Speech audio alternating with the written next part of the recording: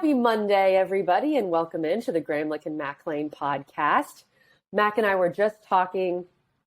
We are like ships in the night. We just we fly past each other. Mac was just in Syracuse. He's back in South Carolina now. I was in South Carolina. I'm in Boston right now. If you hear like an ambulance or something, I'm sorry, I'm in a loud hotel. But it's not me, it's Kelly. Yeah, for once, it's not Columbia. But that's what we've been doing, and it's been busy. But busy's a good time of year, no doubt. Mac, we're going to dive into all these games. We have, I think, 3 teams that have really emerged, and all 3 of those teams won this weekend, so we'll talk about it. How was Syracuse? Did the Loud House, at least in the first half? It looked like there was a good crowd, at least for the first half. Yeah, I mean, it was I have to be – it's interesting how I want to talk about this because Syracuse as a city – be honest. I don't know how people do it. I really don't. And listen, it's not really a fair shake maybe, but I just have this vision. Every time I've been to Syracuse, this is what it looks like, and that's miserable, cold, and rainy. Like, that's all I ever see. So I don't know how people live there. But – Dinosaur Barbecue was awesome. Okay. The environment, you told me the vibe was great. The vibe was awesome. It was packed. There was a line wrapped around like 6 buildings for people waiting in rain. Like people are standing in rain waiting to go in this place. It was crazy. Luckily enough, they hooked us up and we had a nice little table waiting for us. And the food was really good. The Loud House was awesome. The improvements to the dome are fantastic. Look really, really cool. The kind of architectural structure of it all, I think, really helps with amplifying noise. I mean, even if that thing is half empty, it still sounds really good. So which is great, for Syracuse. And then on top of that, excuse me, the set, like the place that they had us was awesome. So massive shout out to Syracuse leadership, to ESPN leadership. That was one of the coolest setups I have ever even seen. I mean, we were literally on top of the field right there in the student section. We're surrounded by students. It was really cool. So fun weekend, KG. Not so fun for the Cuse Orange. For the Noles, though, they were rolling. They're feeling really good.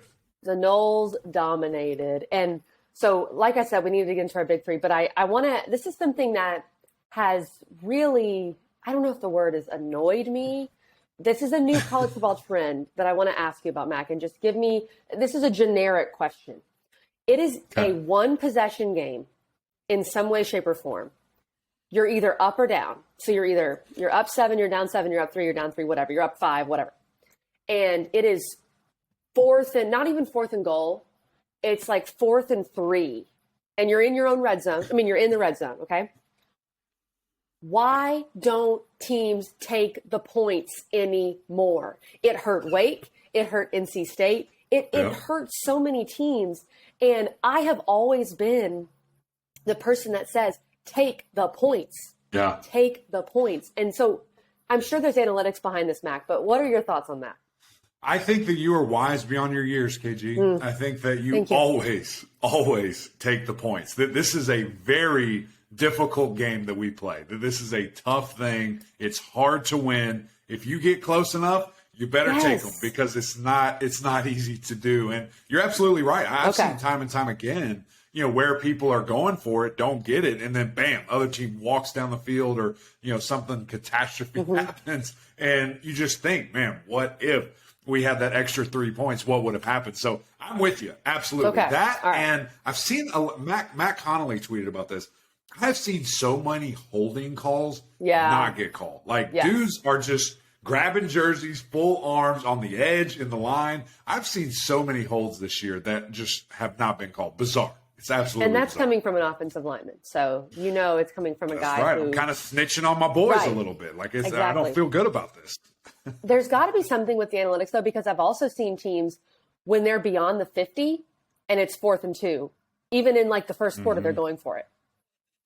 Yeah. I mean, okay, I don't love it. There's got to be an analytics side to it. Clemson did it at Notre Dame, and I was like, I don't understand. But anyway, you know what? Mac and I aren't coaches, and we aren't coaches for a reason, even though Mac thinks he could coach and probably could.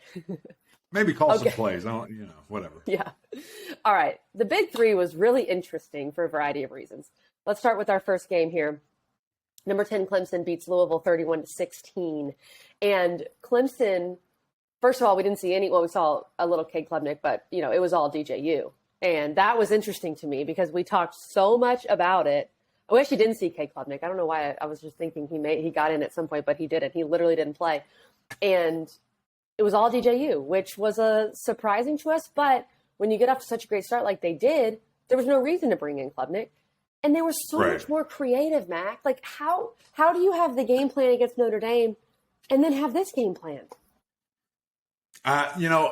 Weather had to be a factor. I guess. The running your quarterback was the biggest thing to me. That's what they did from Jump Street. And I think it calmed DJ down. I think it was obviously a great wrinkle that worked very well. And on top of that, it just got everybody kind of going in the same direction and thought that Clemson had a really nice game plan against this attacking defense. And that's what we said. Look, you cannot go side to side. You have to go straight at these guys. And I've got to give a lot of credit to Will Shipley, too. There were many times where I saw him just hitting the hole at full speed, and he's just going by the blitz. And then you look up, and he's in the secondary, 10, 12 yards downfield, making it happen. And Maffa, too. Really, yeah, Maffa, I mean, he's a dog. I mean, thunder and lightning is seriously comparative here when you look at these guys. But love Clemson's attack, love their game plan. There was a moment with the turnovers that I was like, oh gosh, here comes Louisville. Like they're getting their hand on the football. They're strip sacked. They got Shipley twice. They only came down with one of them. I was like, okay, this is going to be interesting. This is what they do. But ultimately, Clemson kind of pulling away there. I thought that was good, for their psyche, especially after such a bad game, against Notre Dame where these guys are being called out. They're being embarrassed. Things of that nature. And on the defensive side specifically, just thought they played light years better against a team that still wanted to run the ball a ton. They had a nice, 44-yarder, a couple of 20-yarders, that certainly added to the total there. But just thought it was a much better effort, KG, defensively. The QB run is so puzzling to me because Clemson, under Dabo Swinney, has always run the quarterback. Taj Boyd ran the ball, and then Deshaun Watson, Trevor Lawrence were both very good with their legs, and of course Kelly Bryant. So why, when you're playing at Notre Dame with weather, you don't use the QB run? We talked about this last week. DJ did not keep the ball and run it the entire first half against Notre Dame. And then out here against Louisville, he's doing it right off the bat. And to me, it seems like with DJ, when he gets hit, that settles him down too. Yes. That's what I see from him. It's just 100%. Yeah, and I think that's that helps a quarterback. Like getting that first hit, it gets it all out of the way because it's just all this built up energy, all this built up excitement, nerves, etc. That once you kind of take a licking, if you will, you're feeling good and you're ready to roll. And so I'm not sure, KG, if again it was just, hey, let's sit down in the film room. We're going to go over this stuff. Hey, DJ, this was a pull. You got to take that. You have to do this and that. Or if it was just more intentionally where, they're calling the play and he knows, okay, I've got to run this thing. Regardless, it was fantastic. Did a really good job. Great to see kind of his confidence. Made some really impressive throws. There was one where he's kind of letting it develop and throws it right over top of two guys that I was just, it's something that you see these type of things, KG, and you're just like, man. The talent is undeniable. It's just the consistency that we knew has always been a thing. But, obviously a great, kind of confidence game for Clemson going into next week when Miami's coming to town. A couple more games to build. And then this ACC championship that's set between the high-powered UNC offense that was on full display this weekend as well. Can you hear my phone? Uh-uh. Oh, good. Okay, good. Thank you. Sorry.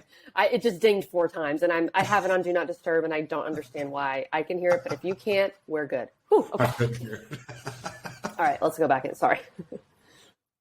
And for Louisville, Mac, I think the main thing here was Malik Cunningham was obviously not healthy from the jump. His hand was wrapped up so much. And, I mean, what a warrior. Like, the way he fought in that first half, he was still running the ball. He took some bad hits. At one point, it looked like he hurt his knee. Then he fell on his right hand when he was going to the locker room.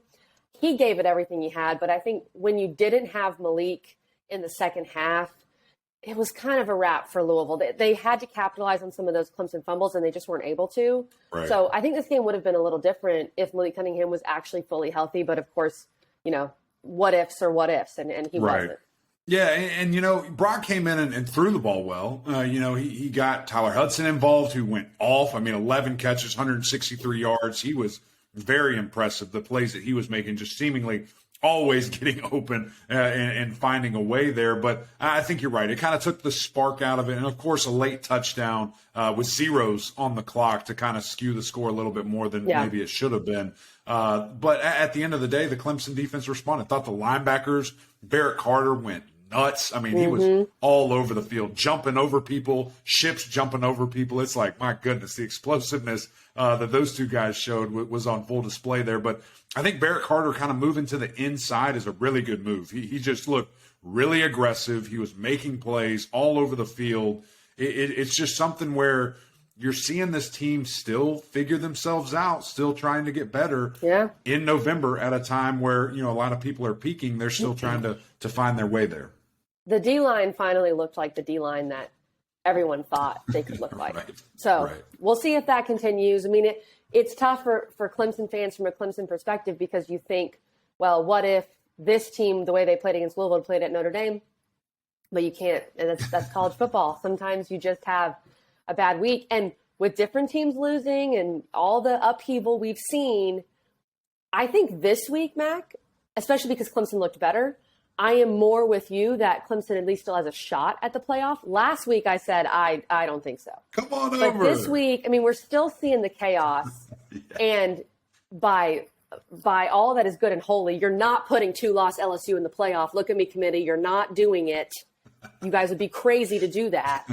So, and of course, Michigan and Ohio State have to play. TCU just continues to play with fire. Yeah. We'll see. We'll see what happens there, Matt. It's going to be interesting. But I'm going to stand firm on a one-loss ACC champion. Okay. Whether it's Carolina, whether it's Clemson, I think they get in. It's going to be fascinating. It needs a little chaos, but I think it's going to happen. Oh, man. Well, speaking of that other one-loss team, North Carolina, they could stay with one loss. Number 15, UNC beats Wake 36-34. This game, it was kind of what we thought in terms of scoring until the fourth quarter. And then neither team could score. And I think we have to give some credit to these defenses who stepped up. Both of these defenses have been opportunistic at times with turnovers, and they both were. So let's give some credit to the defense. Mm-hmm. But in the end, Drake and Sam and these wide receivers were both cooking, Mac. They were both playing really well.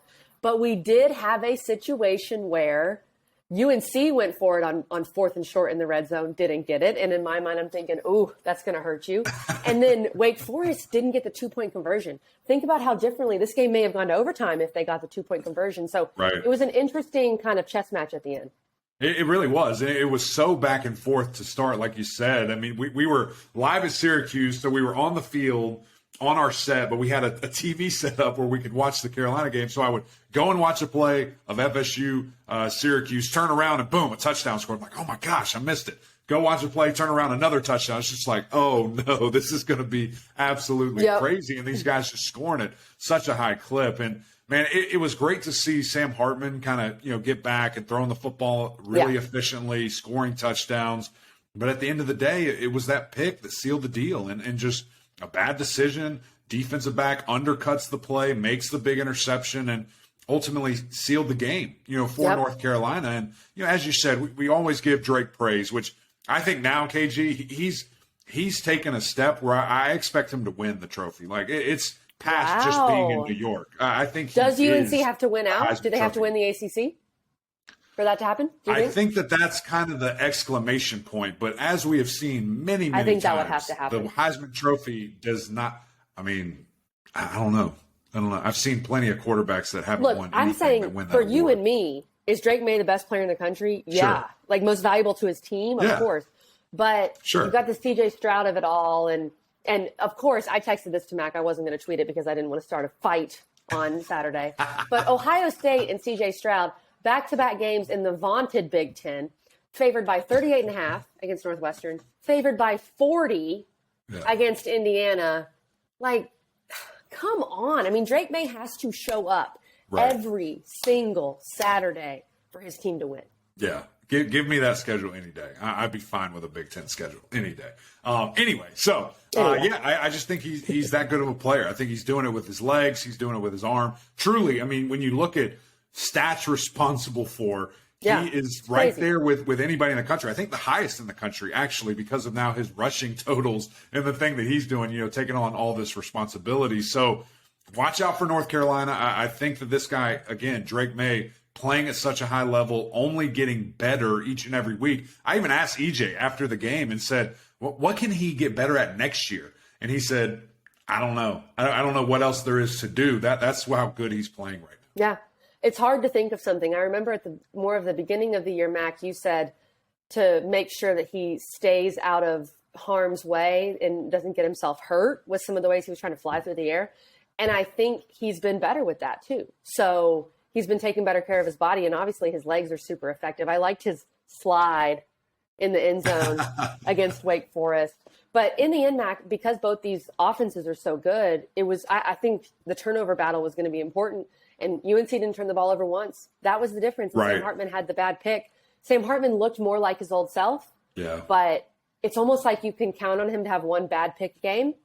And that has not been the case with Drake May. He takes care of the football. Yeah, he does. And he puts his team in the best situation to win. I have to give you kind of a live update, KG, because as we're doing this episode, what's happening? I'm getting a text from producer Brian Ives from the ACC Network. Mm-hmm. And he just sent me a tweet from 2020. It was when Will Shipley announced that he was committing to Clemson. Okay. Raleigh guy, kind of in that area, Cary area. Drake May, Charlotte guy, who was committed to North Carolina, quote tweeted it and said, "Congratulations, brother. See you in the ACC championship." Oh. And here we are 2 years That's later. amazing. How crazy is that? That's amazing. Is that? Pretty good football players going head to head. Yeah. For me, this is the best case scenario for the ACC. You talked about it a little bit on our Friday episode. To have two big brands, to have, we'll see if they can both finish with one loss, to have two national championship winning coaches. Mm-hmm. This is what you want. And it's kind of ironic, Mac. In the last year of the Coastal, we have a runaway Coastal champion, and we actually have the two best teams in the league playing for the ACC title. Right. Of course this would happen. It's how it should be. It's how it should be. And now it will be each and every year. We don't have to have a question mark about it. But when you talk about the brands, you talk about the excitement, the coaches, all that, it is going to be nuts. I mean, I cannot wait to see this championship. It's going to be packed. We're not putting up any banners to hide how many people aren't there. Oh, it's going to be every seat in the house. And it's going to be absolutely nuts. I expect it to be 50-50. I know Clemson got a little bit of a head start, so maybe they bought some of those tickets up. But Carolina hadn't been in a long time, since 2015. So I know they're paying whatever price people ask to get to that game and see their Tar Heels play for an ACC championship. But you're right. We need everybody to win out, take care of business, do their thing.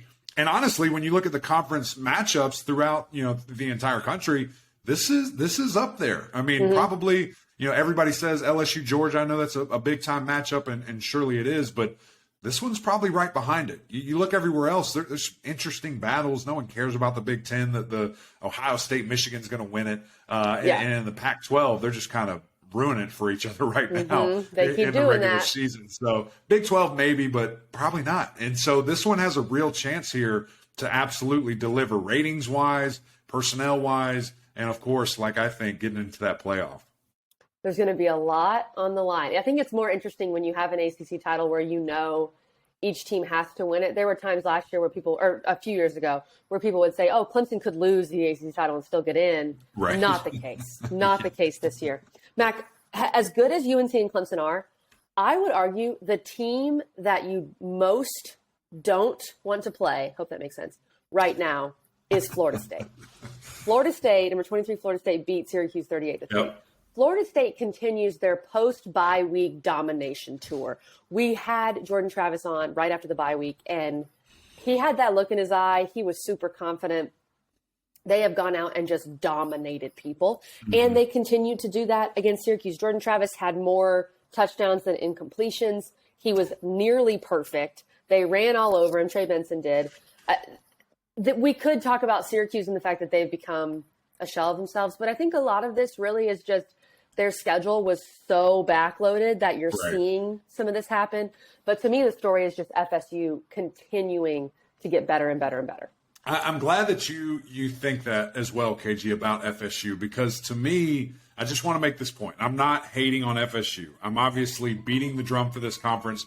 We were talking about the Sirens. Here they come. Shout out Columbia. Oh, classic. One per episode. It never fails. Fire truck. Go get them, boys. That is hilarious. It's unbelievable. Listen, y'all, I used to live like right beside, literally, when I was in that apartment, I lived beside the fire station.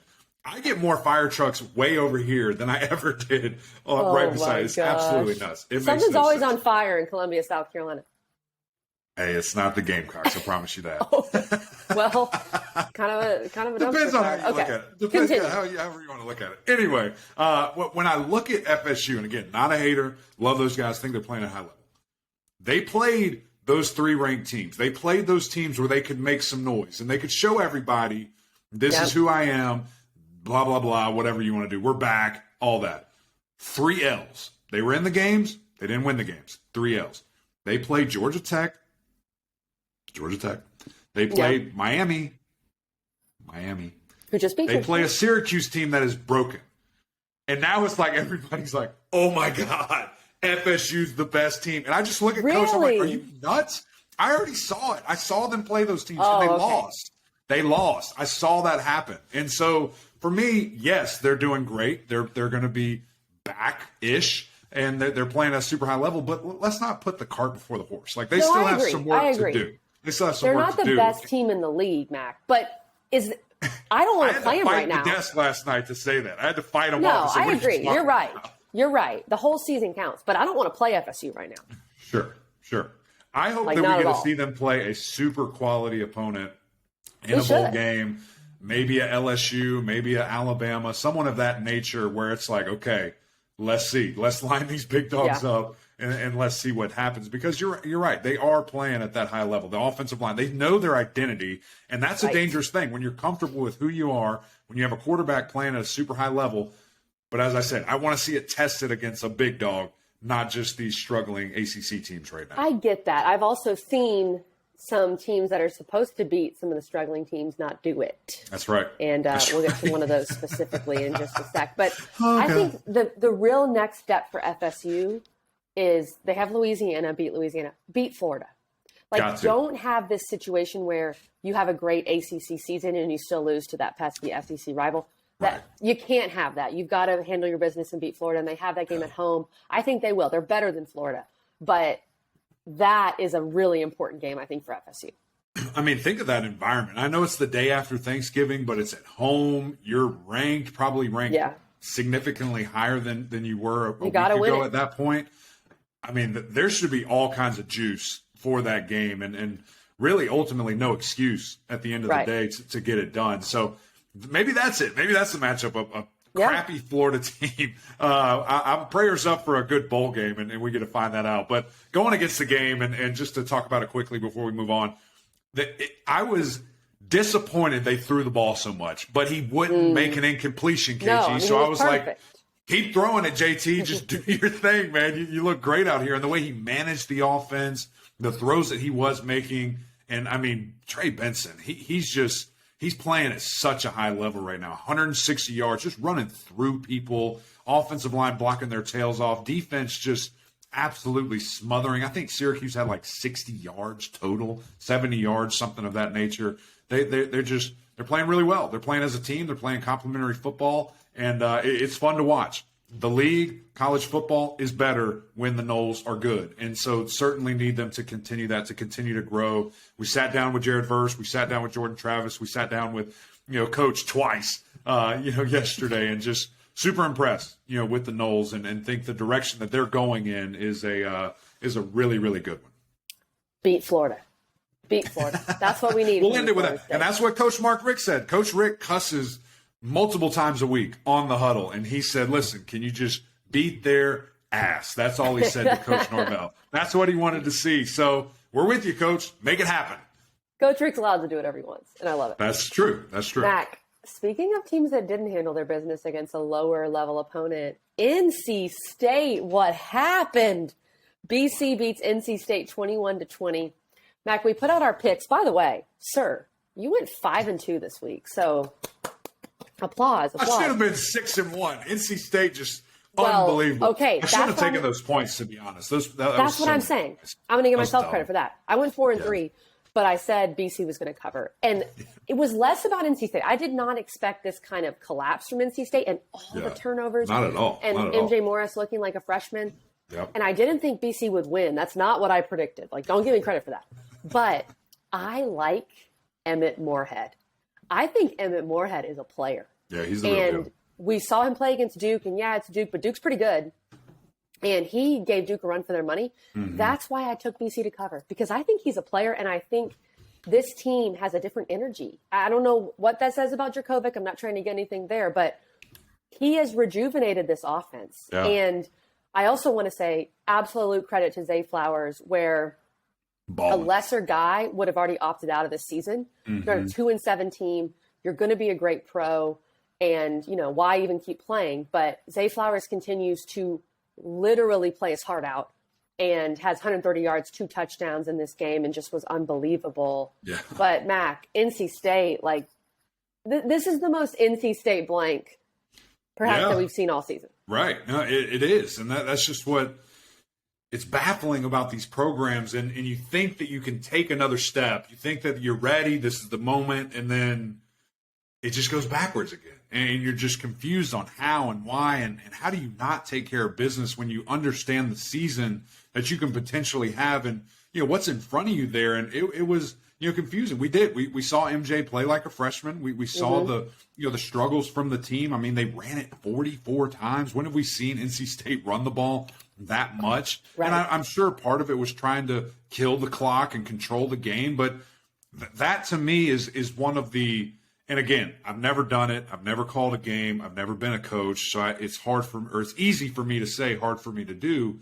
I hate when people go conservative. To me, that is, it's playing losing football. And most of the time we see you lose because you take that foot off the pedal. You lose that aggressiveness. And I get, if we stay aggressive, we can throw a pick six. If we stay aggressive, we can create more turnovers. Well, you did it anyway. You created turnovers anyway by being conservative. And so I don't know. If I was in that situation, I'm always hammered down like, let's go until it's over. I mean, it's your job to stop me. It's not my job to stop myself. It's not my job to limit, the things that we do as an offense. Right. And so, when I saw that, it was just like, oh, no, here we go. And, of course, Boston College, have to give them all the credit in the world. And Coach Hafley, massive shout-out to him because I know that this is killing him. I mean, he is one of the best competitors in this league and a guy that is just so passionate about his team and about his players and about this university and the things that, they're trying to do there. I know it's killing him. And certainly didn't think that he would be 3-7.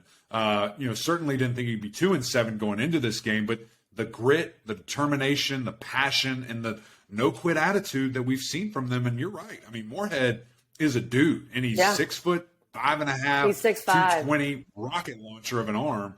And just, I mean, he's got it. We saw him, kind of in limited action last year, and you're just like, oh, who's that guy? Like that, he looks pretty good. And of course, now these last couple of games, he's been in and able to really, really take care of business. So is, running for -1 yard sustainable? Probably not. But, you find a way, and you have to give BC all the credit in the world for getting it done. Now for, an NC State team, you have to respond. You face a little adversity. What are you going to do next? Because you're traveling to a Louisville team that is going to try to light you up. Yeah. They're going to try to really take advantage of that young freshman. And then you're traveling to the ACC Coastal, champion. You've got a really tough stretch here to finish that could drastically change your season. Are we going to be, 8-4, 9-3, or are we going to be 7-5? And kind of limp our way into bowl season and not be anywhere close to where we wanted to be. Do you and remember the Titans when Coach Yost, when he is arguing with the ref and the ref goes, Coach, you just lost yourself the Hall of Fame. NC State, you just lost yourself a 10-win season. Like that's literally what happened. You got to just beat Boston College, beat Louisville, lose to North Carolina, win your bowl. You get that elusive 10-win season. and you lose to Boston College. You just lost yourself your 10-win season. Come on. They can still do it. They got a potential of 3 games left. They could do it. I mean, it's possible, but I don't think that's happening. It is statistically possible, not probable. Yeah, technically. Not probable. NC State also had a situation on 4th down in the red zone where they didn't take the points. And I did not like that play call. Me neither. It was slow. It was indecisive. And maybe that's you have the best kicker in the world. Just kick a field goal. Crazy to me. We're talking about this very differently if that's what happens. Last thing with this game, what'd you think of the PI at the end of the game? That really gave BC the game. I thought that it would have been fine as a no call. Yeah, me too. But I thought it was PI. And it could have gone either way. I hated it. I don't know if you call it in that situation. Exactly. But maybe that's the one you do. Maybe that's the one you do call it in. I don't know. There's always I didn't like it. I hate when refs are involved in the end of games. Like, I don't know. But if it was reversed and it happened to Clemson or happened to, a team that you're pulling for, you're probably like, absolutely, it's PI. What are you talking about? So I always try to put myself in that situation when I'm looking at calls, and that's a tough one. It sucked. It sucked that it came down to that. Could it have been called? Yes, obviously it was. But I feel like most of the time you don't see that call in a game-deciding situation. Right, exactly. But, refs have an effect on the game. That's just life. That's right. But also, that's right. It's part of it. That's life for NC State fans, and I know they hate it. All right, Mac, a few more games to discuss here. Let's start with Miami, Georgia Tech, because Miami's got a new quarterback in town, and they looked pretty darn good with him, with Ja'Cory Brown. And you didn't see Jake Garcia. It seems like he's done. Of course, TBD's injured. I like his mobility. Mm-hmm. I like his dual threat. And then on the flip side, you had Georgia Tech, where you're just throwing pick after pick after pick. Still no Jeff Sims, which is interesting. They played 2 guys. But if you throw 4 picks, you're not winning the game. You're just not. You're not even being competitive in the game. And I hate the one piece of college football. Maybe there's more, but this one is the most relevant recently.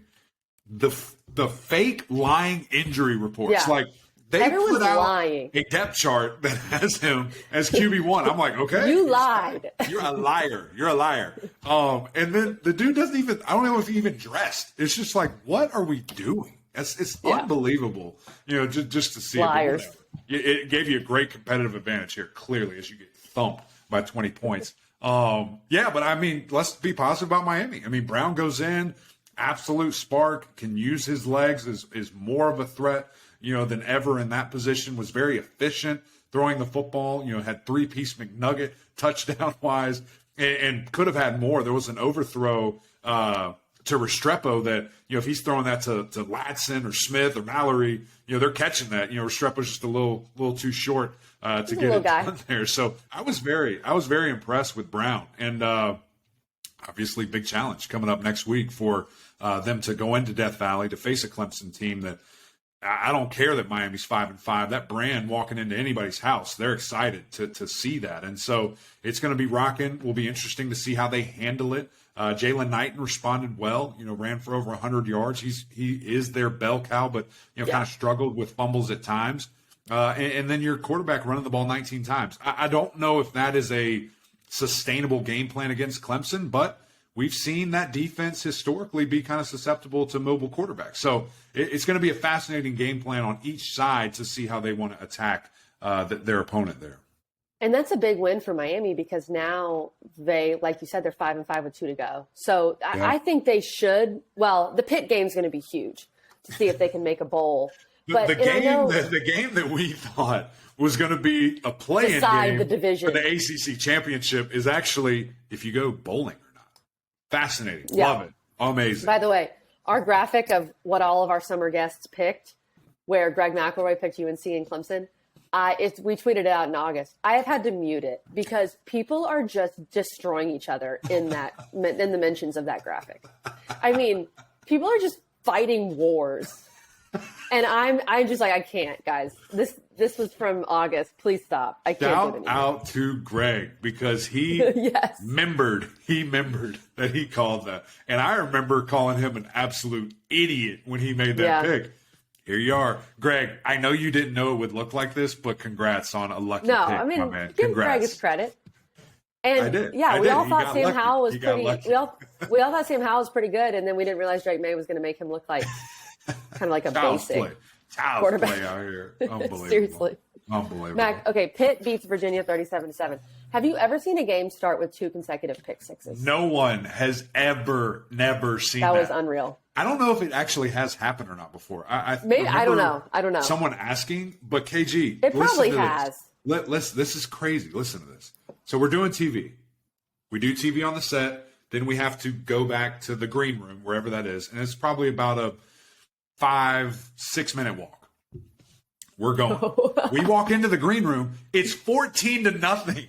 And we're like, what happened? How is this possible? There's 10 minutes in the game. Like, how did Pitt score? 10 seconds. And they're all laughing. And they're like, oh, yeah, 2 pick sixes back to back. And we're just like, you have got to be kidding me. Virginia, listen, here's the deal. There's only one thing that can solve any of this, and that is beating Virginia Tech. You have done that once in 10,000 years. If you do it, everything's fine. This is the greatest season you've ever had. If you don't, man, this is tough. And the best part about this is, KG, Virginia and Virginia Tech are the 2 absolute no question marks asked worst teams in the league. So the loser is absolutely the worst team, and it'll be decided. So that's awesome that we get to see that. I think it's Friday or Thursday. I don't know when they play. Thanksgiving week. Thanksgiving. Yeah, I can't wait. So that's awesome there. Pittsburgh, great job. Your defense 2 weeks in a row finally playing like the team that I thought they could. I think they lead FBS now in sacks, which I didn't think there was any shot of that happening. But when you have 10 sacks in 2 games or 20 sacks in 2 games, you can make that happen very quickly. And Kalijah Cansey, I mean, he has been the one piece of this defense that has been excellent each and every week. Put an exclamation point on it right here against Virginia. 3 tackles. Those 3 tackles were 3 sacks. I mean, he is an absolute baller. That dude's going to go super high in the draft. I hope if he tests well, he'll be a first-round pick. And, of course, Izzy of Manakanda being back, doing his thing, going for 120. Always good to see that. Monsters there. I am prepared now for the saddest Virginia Tech game of all time. I'm going to look up I'm going to look up if it is truly the saddest, but oh my goodness, it's got to be. But you're right. It'll be the last place bowl. It'll be. We will know who's the worst team in the ACC. Which some years we just don't. Yeah. There's a tie. Yeah. What a blessing. I'm sorry, Virginia fans and Virginia Tech fans. Okay, Mac. I'm not. Duke. Yeah, speaking of Virginia Tech, Duke beats Virginia Tech 24-7, just dominates them. Duke is 7-3. I am pumped for this Duke Pitt game next weekend. At Pitt, this is a very interesting contest. And then Duke has Wake Forest at home, and Wake is falling apart. Eric Macklin, are you prepared for a 9-win Duke? Are you prepared for it? I was just about to say over under 8.5 for Duke right now. Well, then you got to tell me they win 9. I don't know. I think it's hard to say they go to Pitt and win. I think they finish 8-4. You got a bowl game. You got a bowl game too. You got a bowl game. Oh, you're counting the bowl? Yeah. All right. 8.5. Yeah. You're taking the over. You're taking the over. Over. 9-win Duke. Mac, what if Duke wins 10 games and NC State doesn't? I think that's going to happen. I think they beat Pitt. God. I think Wake Forest is just dead. They're done. They seem dead. Wake is done. We're looking at 10-win Duke. I think we are. How amazing will that be? Mike Elko, National Coach of the Year. So, okay, well, here's the question. So the Coach of the Year, I think, is decided before the ACC Championship. I think. Maybe it's not. Anyway, let's say Mac is there. Mac clinches. Let's say Mac goes 11-1, whatever that'll be. Let's say they go 9-3. Who's the coach of the ACC? Man, it's very tough. I think you also could make an argument for Dabo Swinney because you always can, but we just don't do that. I know, but this is a unique year. This is a unique year because I agree. They were so different and so much worse last year. Gosh, it's very, very tough. Pick it right now. I think because of 6 road wins and because of some late game decisions where you've had to make some tough coaching decisions and it's worked out. Sure. I think I would lean Mac Brown. I think I would. Especially after losing Sam Howell, who's one of the greatest quarterbacks you've ever had. Yeah, that's just your freaking Longhorn love coming out. That's all that is. I do love I'm going with Bull City, baby. Come on. Yeah, Mike Elko, are you kidding me? I just feel like KG, let me just remind you of this. We literally sat on this podcast right here looking at each other after we spoke to their head coach. This is kind of embarrassing now that I think about it. And we said, what is the goal for Duke? And do you remember what we said? Win an ACC game? One singular ACC game. ACC game. And here they are. It's crazy what they're doing. It's nuts. I don't know, because it sounds funnier. And ACC. Yeah, you can't and ACC game. There you go. Before Val. I get you. I hear you. I think I'm pushing back a little because the Coach of the Year award always goes to the team, the guy with the most improved team. And I think that's not always true. Like, I kind of just want to I agree. Get away from that. But either one is deserving. They honestly should probably split it. They should cut the trophy in half, walk it 8 miles each direction, hand it to the guy. That's what you got to do. I guess it would be 4 miles each way. Sorry. That's what you should absolutely do. Duke's balling. Defense is playing super well. Jalen Calhoun is a freak. I love to see that guy get fully unlocked. And, of course, Riley Leonard. I mean, we talk about quarterbacks all the time. The young quarterbacks in this league next year, I mean, we're going to hype this thing up like crazy. Wait to see it. That's it from us, Kelly. We're going to have an interesting new thing this Wednesday. We're doing a mailbag episode. You might have seen this yesterday. We put it on social media. We were kind of looking at guests, and we're just like, we're saving up some guys. There's a lot to talk about. We've had everybody. We've had them all, and we want to save it for the last week of the season. And, of course, ACC Championship will get probably one from each team there with North Carolina and Clemson. So we want to do a mailbag. There's a lot of questions. Some people are very sad about their team. Some people are very happy. We want to hear all your stuff. We'll really dive into kind of the big three that KG kind of alluded to that have emerged with Carolina, Clemson, and FSU. So Wednesday's going to be a fun episode. We need your help. Hit us up on social media. Tell us what you want us to talk about. That will be a lot of fun.